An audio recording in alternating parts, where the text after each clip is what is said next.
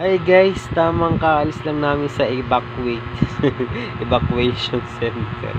Sa labas lang kami galing kasi kaganina brown out po from 8 p.m. ngayong 10 p.m. po is meron na naayos na yung din sa labas sa Alphamart. Kaya may ilaw na po dito sa amin sa Tejero. Yehey! Kaya nandito na ulit kami sa loob ng boarding house. Ito, Neng! Hello! Magay ka naman. Lagi ka na lang. O nahiya siya busy sa mag-cellphone. Busy yung bata. Kapapasok lang namin. Grabe ka ganina ang init. Napaka-init ka ganina. Nag-brown out. Buti na lang meron kami yung yung sa OTG. Snacks ako sa phone ko. Tapos yun, meron yung LC yun. Yung ginawang pan ko kanina kay Tutoy. Tutoy kasi pawis na pawis eh. Tulog na kaganina si Tutoy. Tapos ando kami sa labas. Buti na lang sa labas sa ganina. May hangin.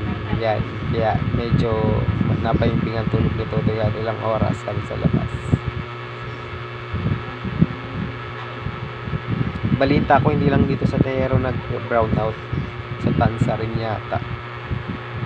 Kasi nag-chat yung katrabaho ko.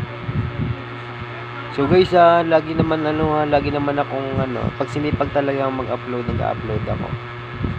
Alam ko nami-miss niyo na yung mga video natin, mga TikTok natin dyan. Pero lagi ko pa rin po-post dito sa account ko. Babaguhin ko pala yung isa kong Facebook account na bago. Ilalagay ko lang Tristan, yun lang yung name ko, ilalagay ko doon para hindi kayo malito.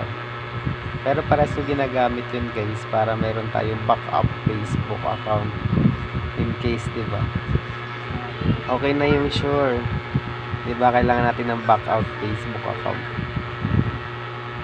Kasi importante kasi yun eh. Kasi nagagamit natin yun sa trabaho. To communicate to others. Wow. So yun lang. Huwag mo kalimutang manood ng video ko at mag-like at i-share mo na rin. Ayan. Tapos mag-react ka na rin kung anong gusto mo i-react sa ating mga video. Tsaka sa mga post ko. Yun lang. Maraming salamat. Happy Saturday. Bye-bye.